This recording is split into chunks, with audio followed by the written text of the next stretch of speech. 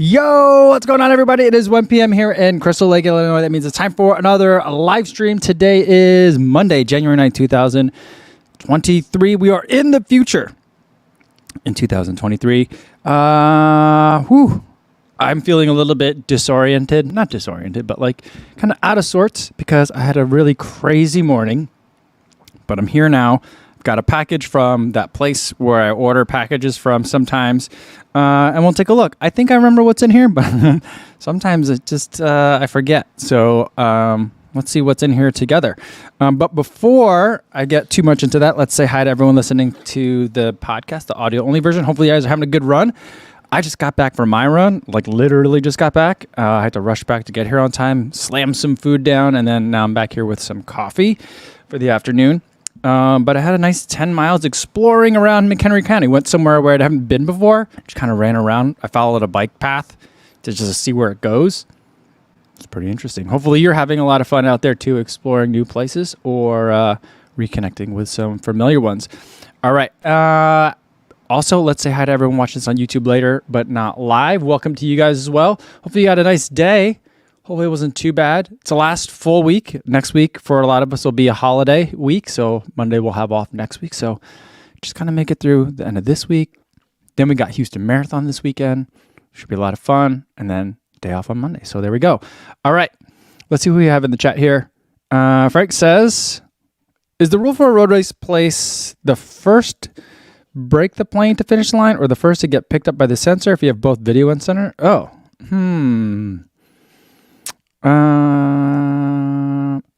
you know what? I'm not sure how I would go for a road race.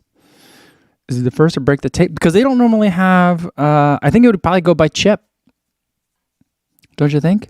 I think it would go by chip if there's a road race, say it's like the Boulder, the 10K race, and it comes down to the wire. Oh, well, actually that one is in a stadium. So there might actually be a finish line camera, but I don't know. I actually don't know. Runner Will says, hello, everyone. I hope you're having an amazing day. Long run this weekend was fun. Awesome. Hope you had a good one. I think the weather was good for you guys out there, wasn't it? So I'm glad you were able to enjoy that. Kyle Patton says, yo, what's going on? Got a 45-minute run-in, but having foot issues again. May have to try a third podiatrist. Well, good luck. Hopefully it gets resolved soon. Eliza says, hi, Kovam. Hope you all had a good weekend. Mukbang time. Well, I'm not going to necessarily eat today, but let's get into the package so we could see what I got from the place. This is all stuff that I ordered myself. No one sent this stuff to me. I wish they would send stuff to me, but they don't. Or I wish they would give me like a bigger discount, but they don't. I got to get a knife. But a lot of the stuff that I bought is because, if I remember correctly, which I might not, is because, Tokyo Marathon prep is coming along. I need some more food. I think I opened up this box the wrong way. Just trying to keep it so I don't accidentally show everyone my home mailing address. No one needs to see that. All right. Okay. First thing that's in here, big old bag of Goo Roctane Protein Recovery Chocolate Smoothie. I've been finishing up, and it's taken me forever, a tub of the Powerade chocolate powder. That stuff is just not great. It doesn't mix very well. It doesn't taste very good. You need to put in a lot of it to get to the recommended serving suggestion. This Goo Roctane stuff, the chocolate powder I've had before, it's pretty good. I think it ends up, I was gonna get the scratch, but this ended up being like a little bit cheaper per serving. So I went with that because I'm like, I'm gonna need a lot of this stuff, I think. So I've been trying to get into the habit of since I drive now to go to wherever I run, I've been trying to get back into the habit of having a mixed bottle ready for me to have on the drive back. So, So here we go. That's that stuff. All right. Let's see what else we got here. Danny Gugliuzza says, Nimbus 25, thoughts and impressions. Yeah, I have them down here somewhere. They're underneath the table.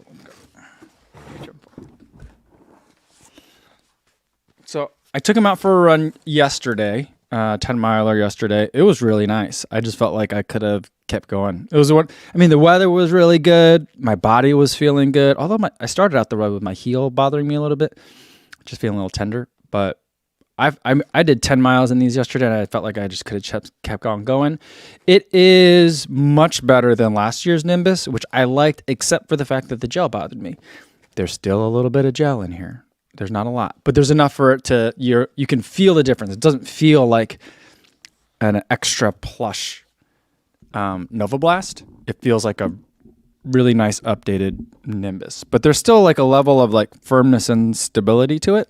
So it is pretty comfortable, very comfortable upper, very comfortable to just wear around. And I'm glad that they made like a very clean version like this. So I'm pretty big fan of these. It's probably my favorite. These are definitely my favorite Nimbus. But like, I would say it's like, if you like the Nimbus Lite 3, but wanted it in a FF Blast Plus package, boom, here you go. So the running dynamics are pretty similar, although the fit is a little bit different. The cushioning is very different, but like, kind of like in terms of like, there's definitely the lineage there. So that's basic thoughts. That video, the review on this shoe probably won't come out definitely not till after Houston, maybe by the end of next week, I think. So I put in one run in this one and then one run in the other one, the secret one. So I've got kind of 2 first runs. So I'll just put some more miles in it before I put together the video. All right. Kyle says, okay, that's a nurse shoe for sure. You think so? I don't know. I feel like that'd be pretty sharp for like, I saw a nurse rocking those, I'd be like, oh, wow, that's impressive. That's nice. All right, let's get to what else is in the package. The other reason why the box is so big is because I got this. I always buy like the big box of Science and Sport, the citrus, the one with caffeine in it. I buy it by the 30 pack because this is what it's cheap enough, I think, for me to have as my everyday fuel.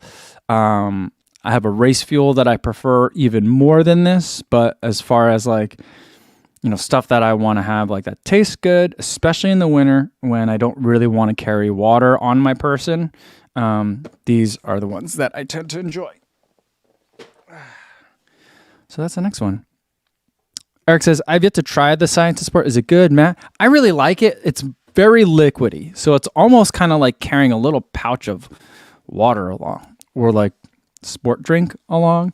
Not quite that thin, but like it's getting there. So you have to be careful when you open it. If you're squeezing it too much when you open it, it's going to squirt out. So every time I give one to someone, I always warn them if they've never had one before. But I kind of like that. It's big, they're tall, and they're more voluminous like than a goo would be, for example. And I like that about it, because then in the wintertime, when I'm like that, I take them out. I don't necessarily need the sugar so much as like on a 10-mile run. Actually, today last 2 10-mile runs I went on, I brought gummies, like the runner gummies. I think they were bonk breakers. But like sometimes it's just nice to be able to, like, even when you don't think you might need it, no need to deplete yourself. It's not a dehydration contest. So I'll bring one of those along, have one about the halfway point.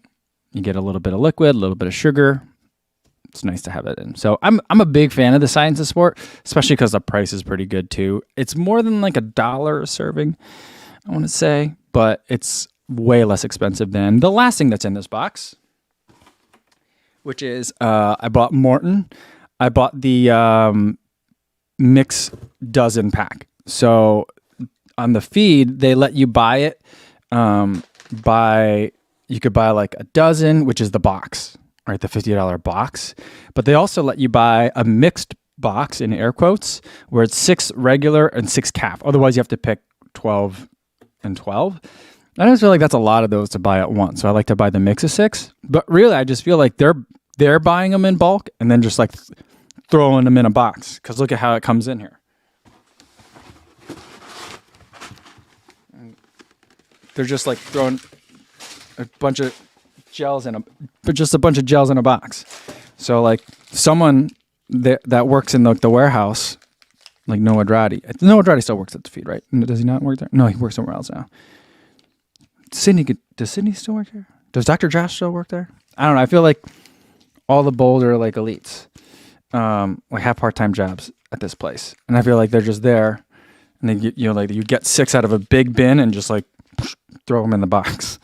So that's what I got. So I got 6 regular Martins and 6 of the caffeinated ones, and these are the ones that I'll save for kind of like racing and those bigger workouts. And I don't use them as much, mainly just because of the price. They're a lot more expensive. So, so that's that's what's in the box. Those 3 things. If there had been a quiz of what's in the box, I would have gotten a 100% because I remembered all of that stuff. I was right, but it was so heavy and it was such a large box. I was like, what did I order in here? I don't know. All right. Calvin Hong says, how many gels are you allowed to take at Boston? Just stock up for the Euro at Martin's then? Yeah, I think it's kind of like, like every time you go to a race, their people hand them to you. So I don't think that like they'd be like, you can be like, give me 7. I think that you'd have to be like, they'd give you 1 and then it'd be like, all right, move on kind of thing. That's my guess. Kyle says, I bet they have a 3-point line for the loose gels. So you think that they do that? Like they're just like, how far can I shoot it? Oh, that's pretty funny. Yeah. Eric says, I usually try to eat solid food and like picky bars on my longer runs, anything over 18. But I also know I have to keep my gut ready for gels later. Yeah, I don't think I have that similar problem as you, Eric. Since my longer runs aren't as long as yours are, I think. So I was thinking more about ultra running today though, because I was just listening to the 2 black runners, Aaron and Joshua Potts. They interviewed Hella Sidibe. I've been saying Hella Sidibe this whole time. I got to ask Hella. I've been saying Hella Sidibe this whole time, but they said Hella Sidib. I was like, oh, that makes much more sense. But I don't know. Anyway, you guys know who I'm talking about. Hella good. And they interviewed him and they talked about him running Leadville, going to watch UTMB this year. The Potts brothers, or at least one of them, went this year as well, and it was like they were like the 2 black guys there. But anyway, it just had me more thinking about ultra distance running today. So Calvin wants to know if I saw the Billy Yang video. So many feels. I saw that he posted a new one this morning. I didn't have time to it. Here's all that happened to me today. So it's a long story, but I have to go to the Social Security office. And it's not that important, but I had to go to a government office today. And so I was like, it's something I meant to do in November. I filled out all these forms and I looked at the date that I signed it is like November 22nd is when I originally signed these forms so I could submit these things. And so I'm like, well, I don't want to have to like mail all this other documentation and it not be right. I'll just go to the office because you could do that. And then they could tell me if it works or if I need something else, if I have to go to some other office to get other paperwork, whatever. I could just have someone tell me. I really don't like filling out paperwork like online. And so I'm like, fortunately, there's a regional office 8 miles from my house. So I'll just go there this morning. I was planning on going. I got there right when it opens. When I get there, they were like, there's people here, but we can't let anyone in because like there's people here to work at the office, but they can't let anyone in because they didn't have a security officer. So like whoever the security guard is didn't show up that day and they've been trying to get in touch with them and they didn't know he was going to be there. So they're like, you're just going to have to wait, guys. So there's like all these, I'm like the youngest person there by like several decades. And all these people are like, what do we got to wait for? What do we do? Where should we wait? But my issue only takes a minute, And I was like, oh boy. So I ended up waiting there for a while. And then I was like, I got to go run. So I went for my run. And then I got home and now I'm here. And so like, I didn't have time to do, normally I like, if I see a video that's pops up that's super interesting Monday morning, I have time to watch it. Long story short. I had time to look, I saw the thumbnail, but I didn't have time to watch it today. So that was it. Frank says, Hella is from Mali originally, so Sadib makes sense. Okay. I've been saying it wrong all this time.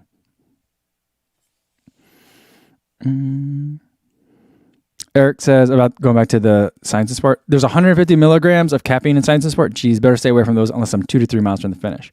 Here's the thing. I feel like this caffeine in that is not nearly as potent as the caffeine in one of these.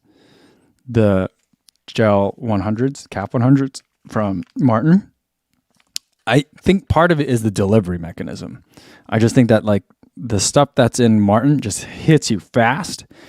And the stuff that's in the Science and Sport kind of takes a little bit longer to get in there. So I don't feel like that like jolt like I do from a Martin gel, but there's caffeine in there and I like it. So yeah. Go Running with Oliver says, what are your thoughts on Gatorade Endurance? This is a sponsored drink at the Houston Marathon. Gatorade Endurance is one of my favorite drinks just because the price, like during the summer, I usually have a tub of that at home. Because the price per unit is really good and like nutritionally it's got sugar, it's got plenty of salt, it's got some like potassium and magnesium and stuff in it. So it's got kind of like what I need. That being said, I still have, where is it? Oh, it's over there. It's across the other side of the basement. I did get a Nix biosensor, which is a sweat monitoring tool. That's supposed to like measure your sweat and it'll tell you like what's the best sport drink for you. So I'm interested in testing that out. I have 4 stickers of it, which means you get to do the test 4 times. So I think I'll do it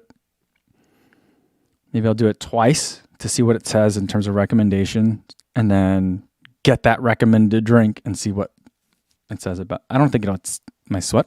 Will my sweat change? I'm not sure. See if I feel any different, I guess. I don't know.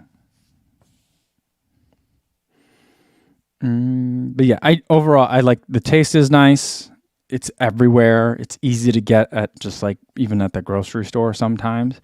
So like that goes into it a lot in terms of my purchasing decision for Gatorade Endurance. Who wants to know, were you yelling at a government office? Careful you don't end up on a list. No, I was not. I was like the most chill person there. There was this one older couple that was like, so I left and I came back thinking like, well, I got some time, so I left and I came back like 30 minutes later. And by that point, everyone was at the government office was like sitting in their cars in the parking lot. Because remember, we're out in McHenry County now, so like you have to drive everywhere. So everyone's sitting in the parking lot. I walk up to the door to see if I can like. I thought the lady had said like, fill out this form and then bring it back to me, and I'll come get it from you. So I kind of went to the door to see if there was like a person there, but there was this other older couple. Like way older couple, and they just kept like yanking on the door like hard, and I was like, I think it's locked. And they're like, what? Why? And I had to explain the whole thing to them, and they just weren't getting it. They're like, what do you mean it's not open? I'm like, there's people in there, but they're not working. I'm like, I'm sure they're working. And I was like, it just took them a long time to kind of understand the concept of like some critical staff was not present, so they couldn't allow the public in. But yeah, that was my morning. I don't think anyone's a nip on a list because of what happened today.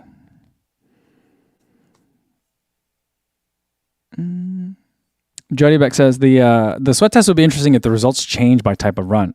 For example, hard run results in different recommendations to easy long run. Yeah, I tried to ask them about that because Nix was at TRE, and I'm like, is the recommendation going to be different depending on if I'm sweating for an hour on a treadmill versus sweating for an hour on a bike? Because I feel like metabolically, I think that they're a little bit different, or maybe not metabolically, but like in terms of the muscles involved and like the relative effort levels involved.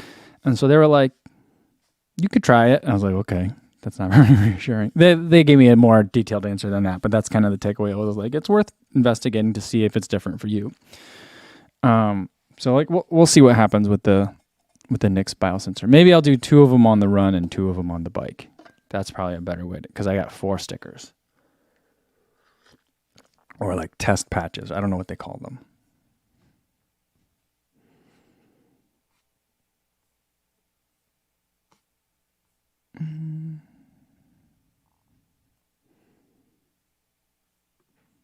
Dominic Schrott says, how is the Saucony Girlfriend Pro 3 in terms of support? In case you hit the hammerman or just feel the tired legs and core in the marathon. I'm not sure what hit the hammerman means, That's a phrase I've not heard before. I think I can understand the gist of it, but I don't know. I'm not sure what that. I've never heard that before.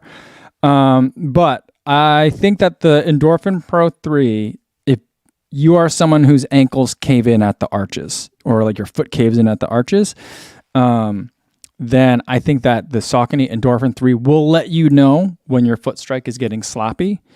It will also reward you for keeping it clean, and it'll also not stop you from when you get sloppy. You know what I'm saying? So it's not a stable shoe, if that's what you're asking. Adrian Polanski says, "Does it recommend an exact brand?" It does. That's I think is like the only like real amazing thing about the Knicks. I feel like otherwise it's like it's a sweat sensor. Okay, that's pretty interesting.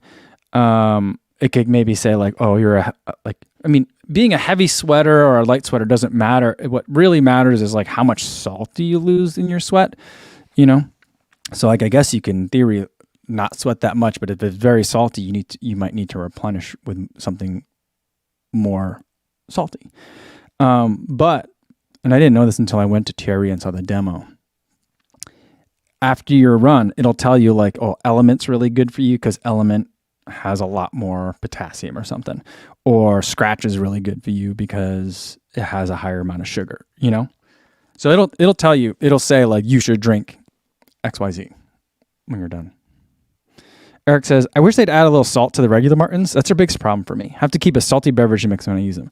I agree, but I think that the reason why it doesn't have salt is because it would affect the absorption rate. So like the osmolarity of it would be impacted, I guess.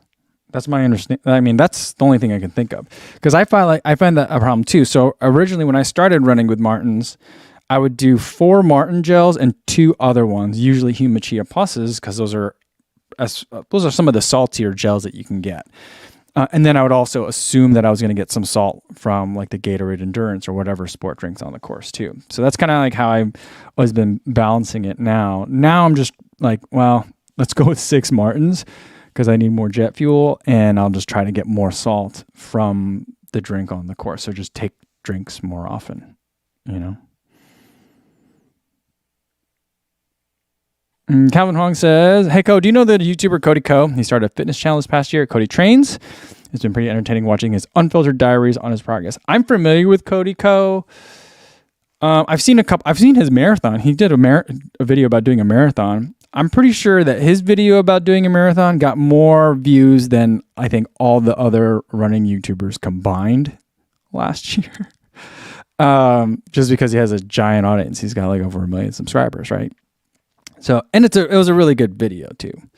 And I've seen that from time to time. People that do other videos that will like condense 12 weeks of marathon training like into one like 20-minute video. Like I've seen all that before. And it was a good video. I mean, but very much like all the other, I'll condense all the 12 weeks of marathon training into one.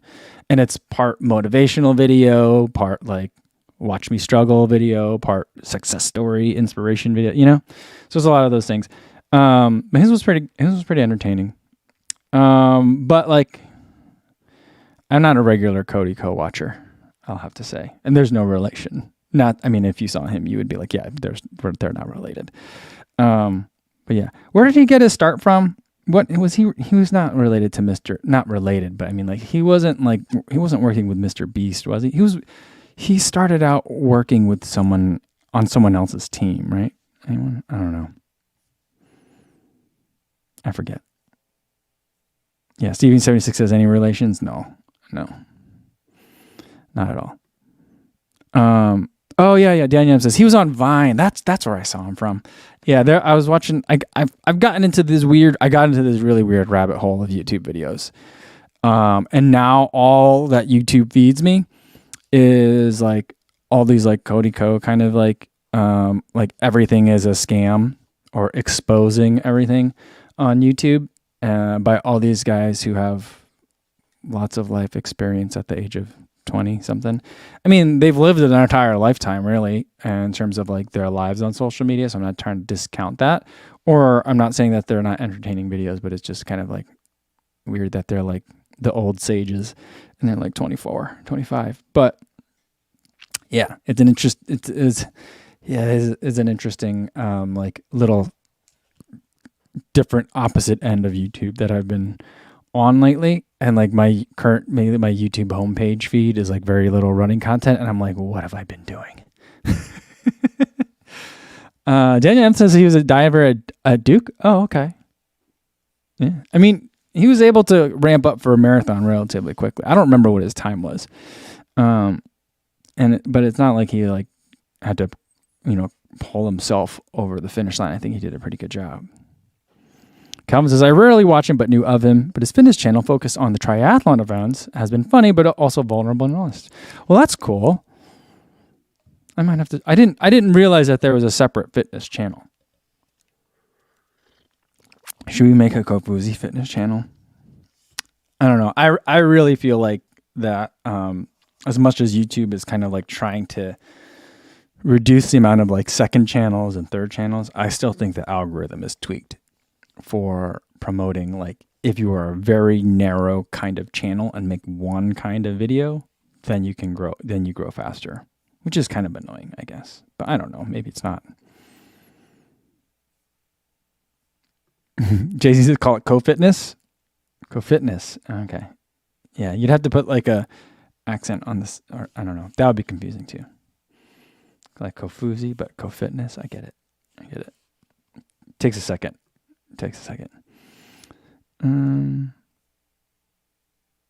Yeah, I don't know. Let me see. Yeah. So Dominic Schott said that hit the hammerman that is hitting the wall. Okay. Is that what country is that from? Is that a US thing? I don't think that's a US thing.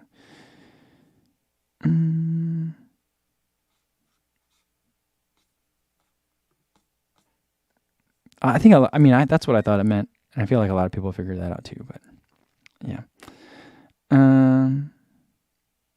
Runner Wolf has, like, if you are a very focused type of YouTube channel, you grow faster, but you hit a cap at some point. I don't know, but like, some of these channels are doing that to the tune of millions of subscribers. Not that I care about that much, but I'm like, it's kind of hard to, like, I hear one thing from kind of like the YouTube advice, elders, and then I see something else happening, Shannon says, I know shorts are good for randoms to see your thing and then find your channel, but I hate them. When I think I'm watching a video to occupy 10 minutes and it's 20 seconds. Yeah, here's the thing. I love short form vertical video. I love reels. I think TikToks are funny, although I'm trying to spend less time. I think I'm giving up on TikTok again for like the 5th time. I really enjoy reels. I like Instagram right now. I think Instagram has never been better. I know that's not a popular opinion, but I love Instagram right now. But like, I just don't like it on YouTube. I don't like making them on YouTube, that's for sure. And the main reason for that is that, like, Instagram has a really big music library that I can make reels from, that have been very fun for me to do, especially because a lot of people are doing like remixes of songs or mashups of songs, and then that's really fun to then put to running content. In my mind, it's just been something that I've been enjoying doing. Maybe I'll get tired of it, but for now it's fun. The same music is not available over on YouTube, and even when it is, then like what would be like a 30-second reel or a 20-second reel, the max you can do is 15 seconds. If you're using copyrighted music, in other words, music, the longest your reel can be is like 15 seconds. It's so ridiculously annoying. And like, it's one of those things where, like, I don't know who watches shorts, but it's not people like my age or Shannon's age or like I don't think are people here watching shorts? Maybe they're, I don't know. But like, I'll see in the shorts feed kind of area, I'll see videos from like people I know make good otherwise video content. Maybe these shorts aren't great, but like they have a big audience already.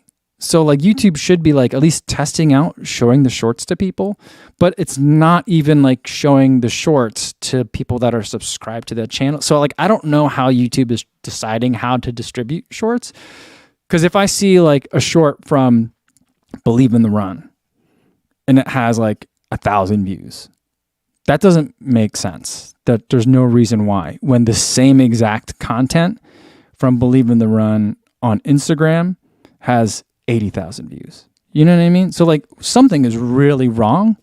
I know that the audience for Instagram Reels and YouTube Shorts is different, and maybe the language or like the native language is different. Maybe what works on one doesn't work on another. But I mean, like, I don't think it's going to be that different. Something's wrong with it. How it's deciding to show people, the algorithm for YouTube Shorts is messed up. It's not great yet, you know? So there's a lot of things I don't like about YouTube Shorts. Michael Haney says, I noticed that another big YouTuber, Savage Geese, is in your new town. Car review. There's a car reviewer that lives in Crystal Lake. Savage Geese. We should do a collab just because we're both Crystal Lakers at this point. If someone said that, like, oh, you're another YouTuber, you know, when I moved into town, you know, like my wife and I are like, what are you going to tell the neighbors when we move in, what we do? Or at least what you do, she said to me. I'm like, I don't just tell them YouTuber. They'll understand what it means. If I start saying like, well, I make videos or I'm in running media, that sounds really like dodgy. And if it's like, oh, where can I see your work? And I'm like, YouTuber, then they're going to be like, oh, you're a YouTuber. Why are you trying to be fancy? So I just say YouTuber, or these days I just say influencer.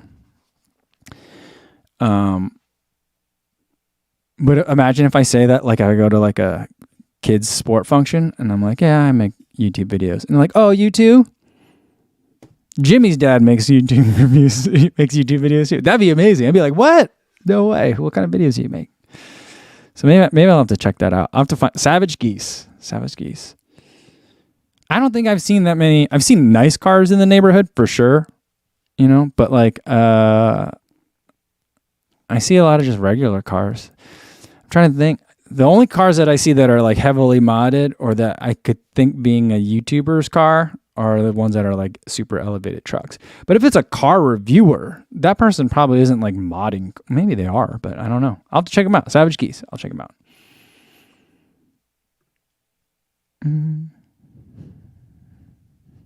Mr. Marino says, thinking about the Takumi Sen 8 for my next training shoe. Do you think the shoe would be better dedicated to more race or long runs? I think it'd be great for your workouts, for your training, and for your races if you're a 5K, 10K racer. That's kind of where I would think of it. If you're thinking you'll use it for like every day, maybe not, unless you're a shorter distance runner.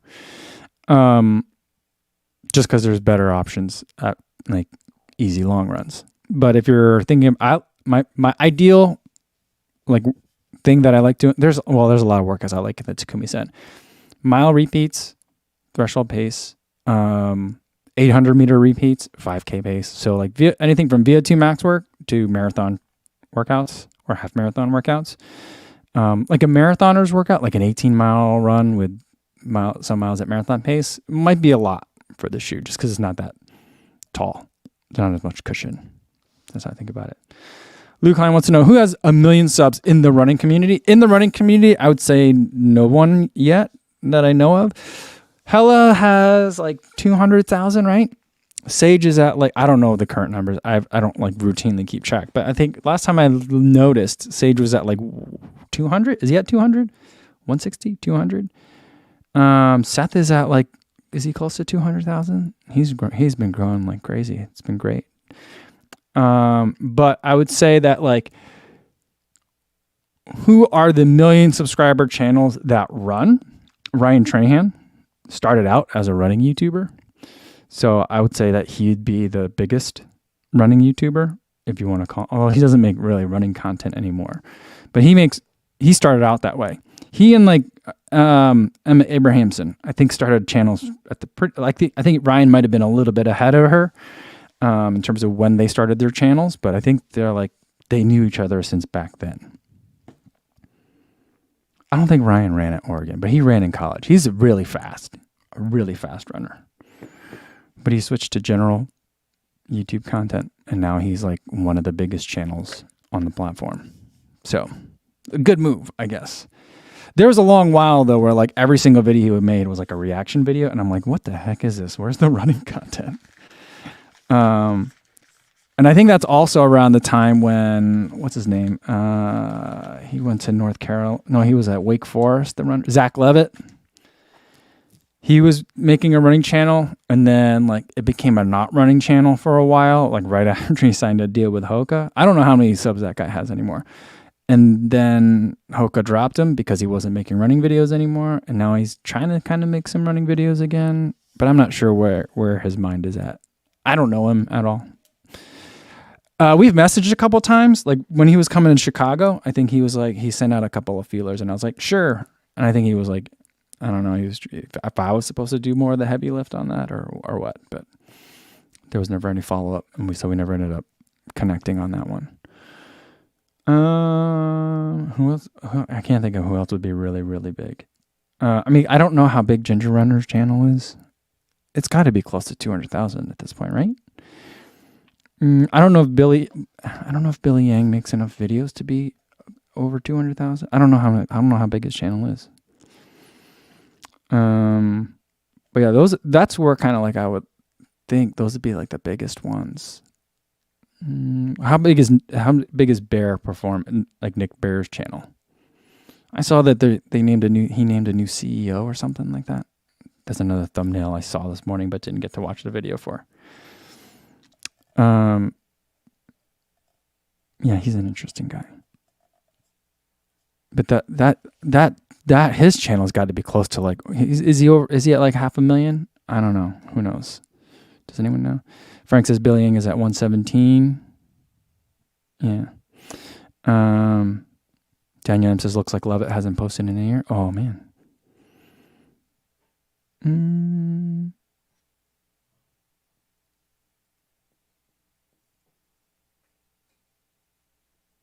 Yeah. Oh, Dominic says, do we count Casey Neistat? Yeah, I would say, well, the thing is, Casey was a big influence, I think, for me starting to record some of my running too, because I was just watching a lot of his content back then. Yeah, I mean, if he's counted, then he's one of the bigger ones too. But he's not really a YouTuber anymore either. I mean, he still makes a YouTube video here and there, but he's not like, I think he's moved on from YouTube. I was listening to the Colin and Samir show. I don't know if you guys listen to that. You probably don't. But it's a show about like being a creative on the internet. And they were like, a big problem that YouTube has is that like, there was a brief moment in time where I was like, oh, people are freaked out because now more 8-year-olds want to be YouTubers and they want to be astronauts, policemen, and firemen. Which I'm like, do we really care about the answer to that question? Like, how many of those 8-year-olds, no one freaks out when a big percentage of those 8-year-olds don't actually become firemen, policemen, and astronauts, right? So why do we care about the answer to that? But then the answer that people were worried about the fact that the answer was he wanted to be YouTubers.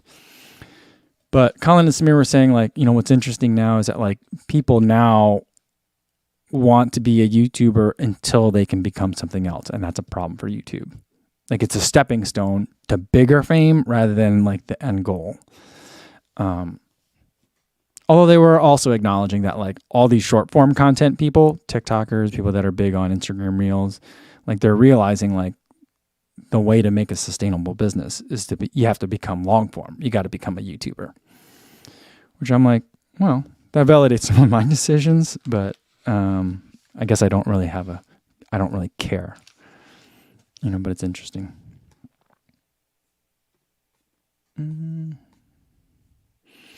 Yeah.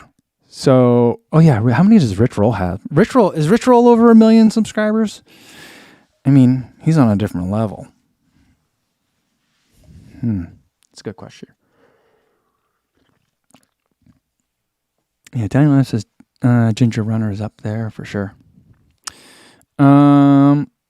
Oh yeah, Leroy says Nick Barr is Nick. I don't know how to say his last name. He says it with a Texas accent, so I'm like, is that really how you pronounce it, or is that how you pronounce it with a Texas drawl?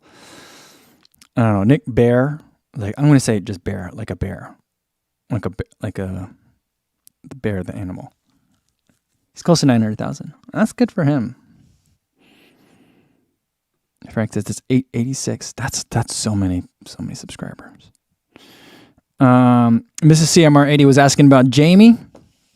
He announced yesterday that he's taking on a role, I think, in Adidas marketing. So I'm not sure exactly what that means. I reached out to him. I congratulated him on his job. I'm super excited that he's found some work that way. And he says he's going to still keep doing his thing. I've been loving the work I don't know if you guys all know, but I feel like the regulars here have heard me talk many times about how I used to be a pole vaulter at one time, decades ago.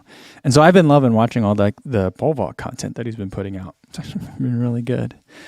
So he says he's still going to be doing that, but hopefully we'll catch up soon. I'm just, when I saw that yesterday, I was just like, oh, that's such good news. It's probably the best news I've heard in a long time. Frank says, the Run Experience has 608,000 subs. That's a very big channel. How much does the Running Channel have? Does anyone know about the Running Channel? I remember when the Running Channel was like 60,000, and then the next thing I knew, it had 250, and I was like, what the heck happened here? They just exploded. And now I don't really watch that much of the Running Channel's content anymore. It's good, but I don't think they're talking to me, but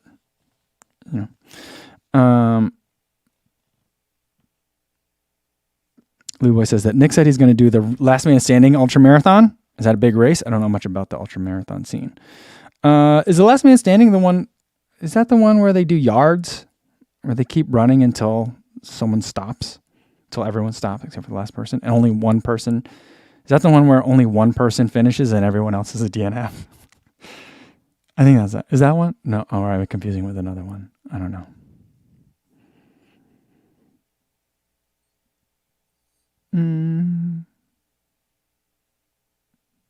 Yeah, Frank says Rich Roll's at 871. And Dark Kick is telling me that Savage Geese is huge. All right, so I gotta maybe he won't even respond if I try to hit him up.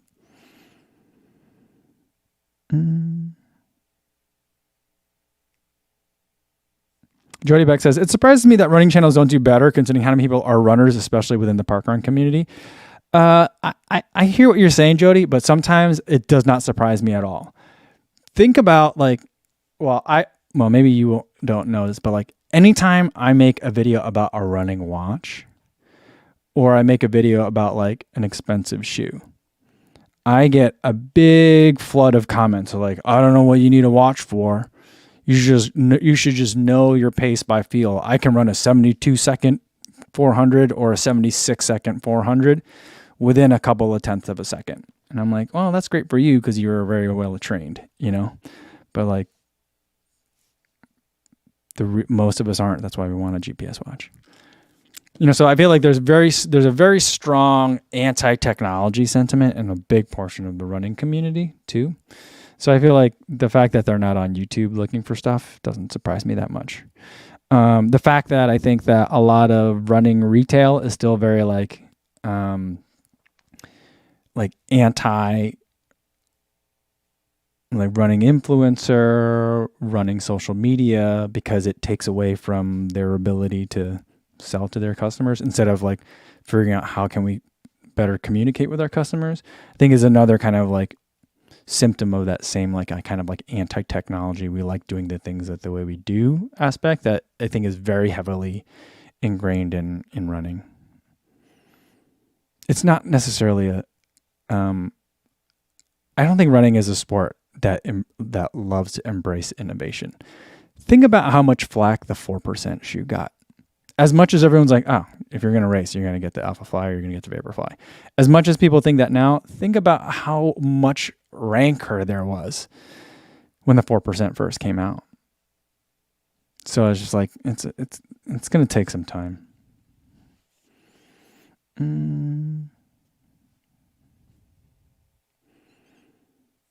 Jody Beck says, rock climbing have 1 million subscribers, which I would have thought was smaller. Yeah, that's interesting. I wonder if it's because rock climbing is like kind of like a newer sport. Not that it hasn't been around, not that the idea of man climbing rocks is new. Maybe like, I don't know, maybe that's part of it. I think a lot of it's culture, So like the culture of runners versus the culture of rock climbers. Rock climbers, I feel like, have had to rely a little bit more heavily because there weren't as many of them. They relied more heavily on social media to begin with. I don't know. But the other thing to think is, maybe that just means that there's a lot of still untapped potential, or that I'm underperforming. Maybe it is a genre in need of a true star. And like maybe Nick Bear is one of those people, but like everyone else, like me, we're not it. That's probably what it comes down to. If someone like Cody Ko can come in who's not a runner and then make one running video and decimate all the rest of us, it doesn't say much for us. I think part of it is just the dynamics of YouTube, the genre, and where runners are looking to get their running entertainment from. That could be it.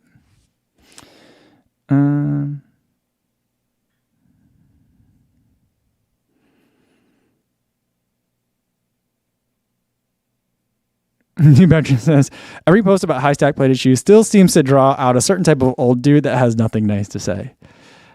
I think it's kind of fun. Like, because at a certain point, this just going to sound like, okay, old man, like that's fine. You don't have to run in it, There's definitely that kind of response that's starting to be like, it used to be cool to make fun of the plated shoes. I'm like, but now I don't think it is anymore. So like, you got to get with it like a little bit. Michael Kim reminds us that DC Rainmaker is gigantic. He certainly is. He's just like, you can't, I tweeted about it one time before. It's like, you can't even try to compete with DC Rainmaker because by the time you have thought of a good idea, DC Rainmaker has already done that idea 10x. So I'm like, oh, you know what I'm going to do? I'm going to wear my Apple Watch when I do the New York City Marathon. DC Rainmaker goes on a run with like Casey Neistat and then does like a 3D Google Earth tour of his running routes, comparing like 4 different watches at the same time. And I'm like, oh, actually, that's a much better idea than mine. So like I'm like, oh, you know what? Maybe I'll take a drone for a run. DC Rainmaker's like, I'm testing 4 different drones and 70-mile-per-hour winds. I'm like, oh, that's a better idea than mine. And it's already done. So he's just amazing. Dark Kick says, great observation. Runners and other communities have opinions on everything. I'm a beginner runner and I love all the YouTube running channels. They are also helpful keeping me engaged, teaching me, etc. I thought there was a second part to that. That's why I read that part fast because I thought that was the parenthetical. That's what happens when I don't read all the way through. Just start reading. All right, Zach Back says, the way Nick explained Last Man Standing was when you have to run 4 miles every hour until you can't run 4 miles in an hour anymore, and that's when you get dropped. Okay. That sounds so brutal. Oh my goodness. Mrs. CMR80 says, can someone explain why all the 50-some-year-olds I run with refuse water or gels on long runs? Did 20 miles with a friend, and she ran the whole thing fast AF and took zero hydration or nutrition. I think it's a culture. It's like a cultural thing. Like people that have been, well, I guess I'm not that far from 50-some-year-olds, but like people who are really good at running in like the 90s and 80s just like didn't do hydration when they were coming up. I graduated high school in 97. So for example, like I don't like Power Bar. Like those thick bars, like the kind that like pulled your teeth out, like that was the pinnacle of running nutrition. And I think that not long before I was in high school, like the only way you could get Power Bars was like there were ads in the back of Runner's World and you have to mail a check to an address, and 4 to 6 weeks later you'd get a box of Power Bars. Like that was the state of running nutrition in the mid-90s.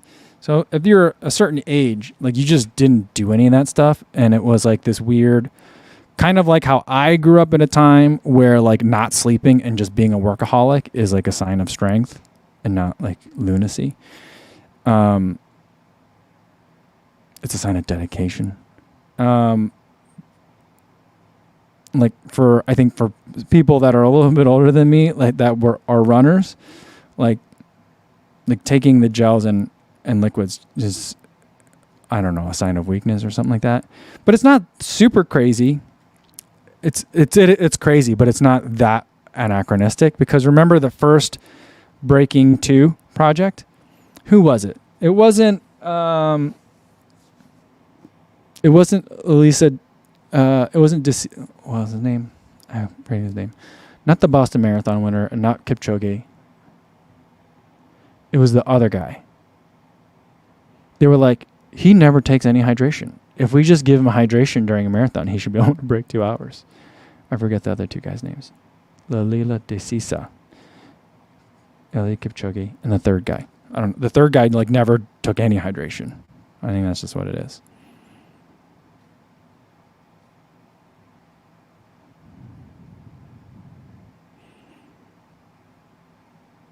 And Mrs. CMR80 says, then there's a guy that owns the running store that I go to, same age range, says he's fine doing marathons with just gummies. What?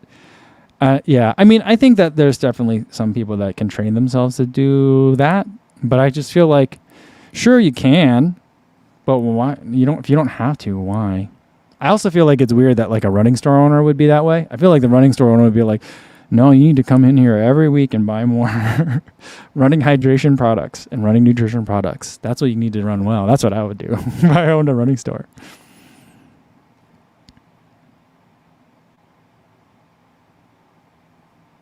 Luke Klein says, you are not underperforming. Not by a long shot. You're one of the better channels out there. Yeah. Yeah, I'm just saying, I'm not saying underperforming is not the right word. It's to the extent that I'm to the extent that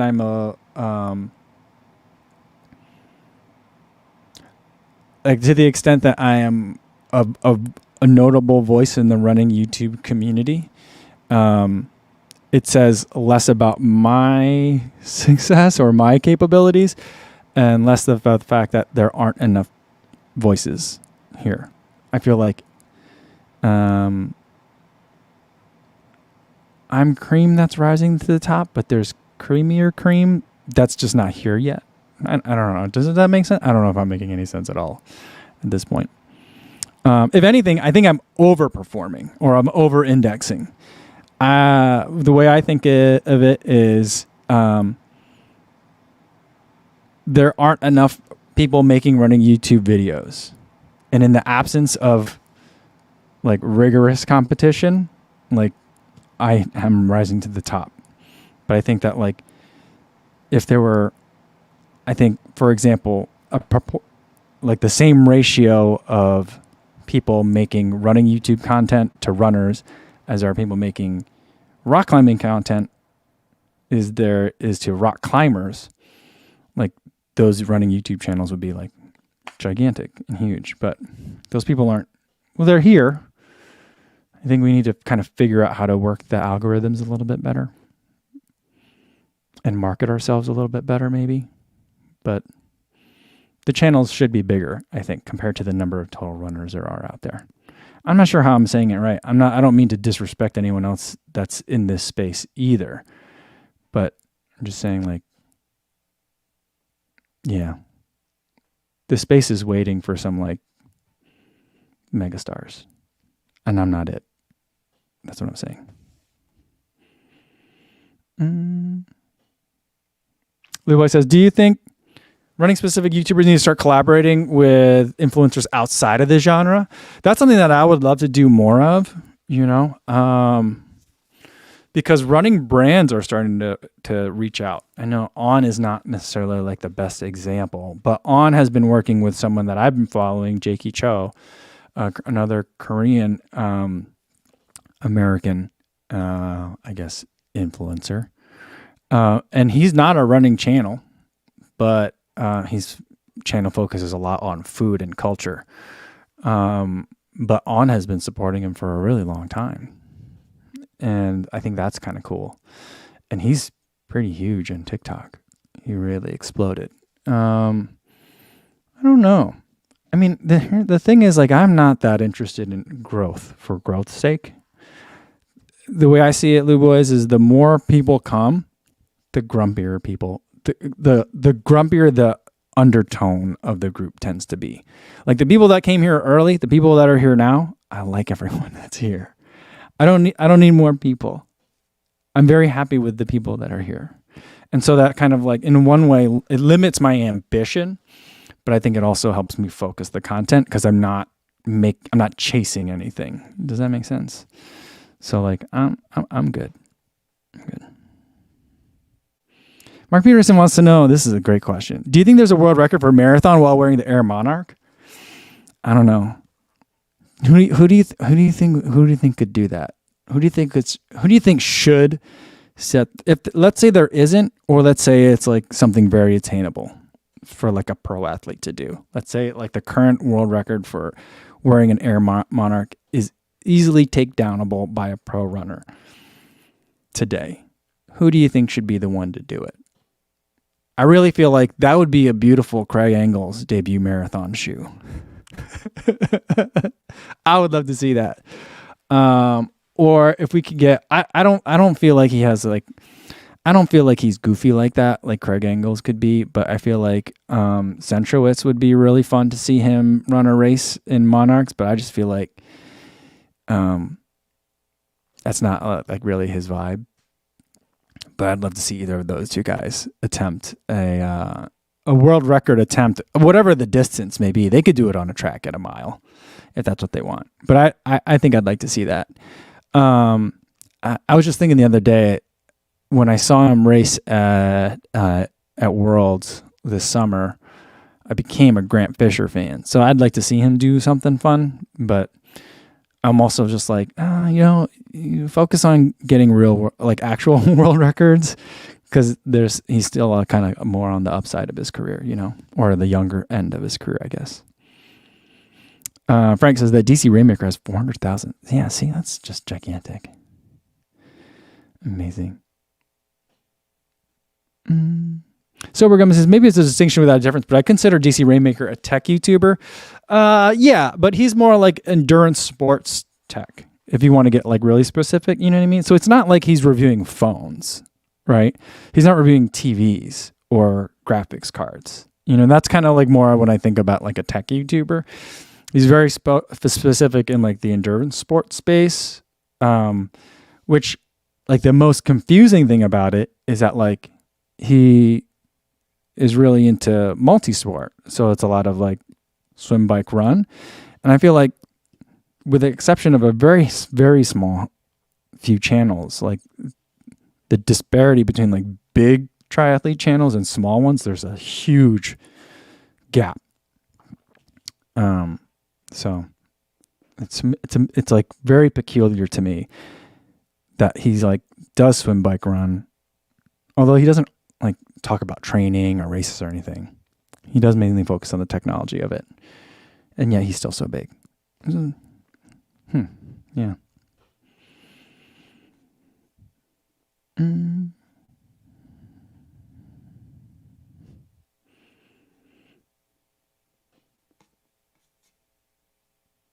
Where'd it go? Here, someone says something that said not long. New Betcha says, I lost a tooth to a power bar, chocolate, I think. It was a cold day. That's funny. And not that surprising. Yeah. Yeah. Dad Renal says, not long ago, drinking and eating was considered a sign of weakness. Yeah, I could see that. Oh, yeah. Here's the one. Tedesse wasn't the one that fueled. That's right. Tedesse. Tracy Smith says. Yeah. And they were just like, oh, if we just give him some gels, he'll be fine. He'll break 2 hours. They were not right on that. I don't know. It's interesting. That was a very peculiar project. That was very fun to watch, though. It's a great video. Let's end on this one, and let's do this one, and we'll end on that for today. We've gone an hour already. Jody wants to know: do you think running YouTube titles need to get more creative, like "Runner Poops in Farmer's Cornfield," which would be more interesting than "Fast 10K Run"? I mess around with that kind of stuff all the time. I think about the algorithm quite a bit, in terms of like, what kind of videos do I want to make? What kind of videos make sense? What do people want to see? And how do I get people that want to see it? Or like I make a lot of videos that I think people want to see. Search engine stuff, right? Like Nimbus 25 we were talking about. I put that in the title. But like, how do I make a video? Like today's video was about winter running essentials, right? But I've been making that video for like 4 years. How do I title it in a way or frame it in such a way that makes it more like, oh yeah, that's kind of interesting. Maybe I'll click on that. So I do think about that. I think that like things like runner poops in a cornfield, unless you're going to show me someone pooping in the cornfield, not without getting too graphic. Like, I don't think that's what the title should be of that video. But because that's more on like the clickbait side, unless you're going to deliver on that title. But, I go back and forth because I'm like, the challenging type of stuff, like can a runner use an Apple Watch kind of thing, I think is interesting. But I think that like and I think that could help, and it could help introduce running YouTube to a broader audience. But at the same time, I feel like running YouTube should try and find its own voice, and I don't know that we've collectively really gotten there yet. In terms of like, we are not setting trends that other genres are following, right? Like Mr. Beast basically set his own. Mr. Beast is his own genre with the challenge video, and all other genres kind of copy, right? Vloggers became their own genre of video that other genres copied or started to incorporate, right? So like, what is the voice of running YouTube? I'm not sure about that yet, But I did have a conversation with Remy. I don't know if he's here today.